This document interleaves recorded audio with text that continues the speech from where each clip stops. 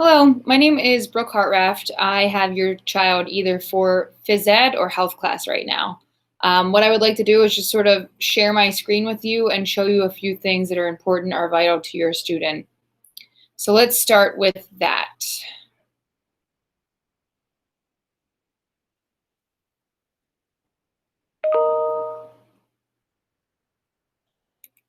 So in phys ed, it's really important that whether your child is at home or in person, that they're taking attendance.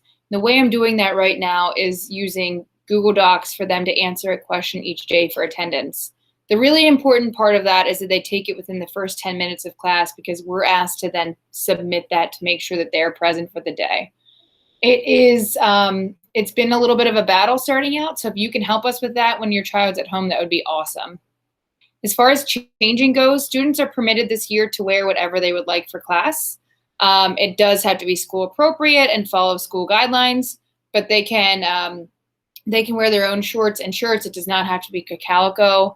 And I am really going to ask you for help with this, that they wear school appropriate things with school appropriate logos and also weather appropriate.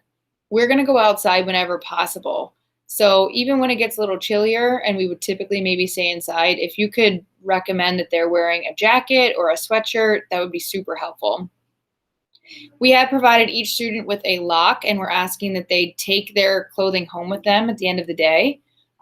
This means that they are locking their things up while they're in school, but they also have no excuse not to have them home with them if we were to, at some point, go into the red zone again and have to shut down. As far as excuses go for your child, if they are hurt, injured, or at home sick, if they're out for more than 3 days, they will need a doctor's note. Obviously, run anything by our nurse, Mrs. Fry, and she will be a really good resource for you if you're not sure about something. As far as grading goes, very similar to last year. When they're in person, we're going to be giving them 5 points a day. They receive those points by changing for class, participating for class, and doing all the activities that we have asked of them. When they are online, we're asking that they fill out an online log, and I can show you how to get that through Schoology in a little bit. If I have your child for Health 11, attendance has not changed as far as phys ed and health. I'm still asking the same question, that students are taking attendance, answering a question on Google. Once they do that in the first 10 minutes of class, I can submit that and we're good to go. This Health 11 course is a graduation requirement. They need to pass with at least a 60%, and they will have to retake it if they would fail. Grading for our assignments are 80% classwork, homework, participation, and quizzes, and then 20% of their grading is based on their final project, which they are currently working on. The final project is that your student or your child got to research a controversial topic of their choosing, and then they have to write it argumentatively, the yes side or the no side, both sides of that issue they need to represent equally, and then at the end they can tell me their opinion. This year we changed it up a little bit, so they're going to be presenting that to their peers versus writing an essay and presenting it to their peers. So our course units in health, the first one is nutrition. We have already completed that unit. We're going to be moving into our first aid and CPR course next, and that course is really nice because they can get a CPR card, be certified, and that's a $5 cost, which is really a steal here. It's really nice to have that if they want to go into babysitting or into like lifeguarding or anything where they may already need that requirement. They're going to get it in school anyway. Our third course is healthy relationships, and we talk about really communicating well with one another and recognizing healthy and unhealthy relationships. And then finally, our last unit is stress management, where we explain some coping mechanisms that we practice for stress, and who needs that more than right now.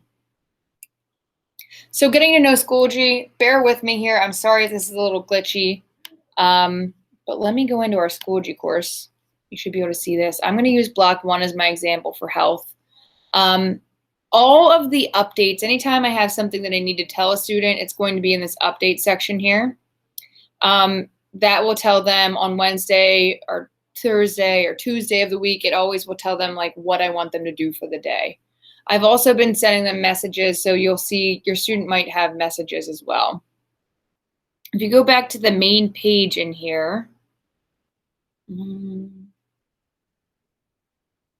11th grade health online has everything they're going to need. Right now we're on week 3, so they're going to be in the lowest folder, always in that section. In the welcome section, you'll see that there's a bunch of just getting started things, a syllabus, which you should have already signed, teacher contact information, and tech tools that we're going to be using.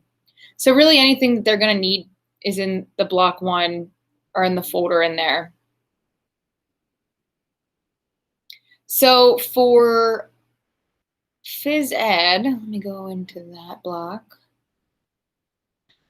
This is pretty helpful as well. I feel like when they do online PE, there's an online PE folder. There are different options they can pick from. So here's Netflix, and it's a link that will take them to a bunch of different online workouts that they can do while they're at home. So they can click on these, and it will take them to, it's similar to YouTube, but it's not YouTube. Cardio videos, Zumba, yoga, partner workouts, HIIT workouts, abs and core. Basically, all of these workouts are no equipment required. They can be done at home with about 20 to 30 minutes of time. So that's one option, and we'll be listing more things as we come up with them for an activity that they could do at home. So while they're at home, it's also important that they're filling out these logs, and you'll see we're on log 4, so I'll use that. If you click on this, I'm going to do the view version. And it might look a little bit different than it does for them.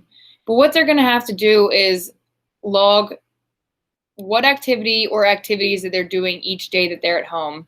So day 1, they might be at school. They can put an X here. Day 2, they're at school. They can put an X here because I don't need to know. I know that they're in school. I'm holding them accountable. Day 3, everyone on day 3, it's a Wednesday. They're at home. They need to log something that they did for 30 minutes. So it can be mowed the lawn for 20 minutes, pulled weeds for 10 minutes for a total of 30. On Thursday and Friday, for that other half that might be at home, they again have to come up with 30 minutes of activity that they're doing during class for that week. At the end of the week, they just need to submit it in that submission area and they are good to go. I would love to talk to all of you more in person, but since we don't have that opportunity right now, if you have any questions, please send me an email or a school message, Hartranft at cacalico.org. And I look forward to hearing from you. And if you have any questions, please let me know. All right, take care.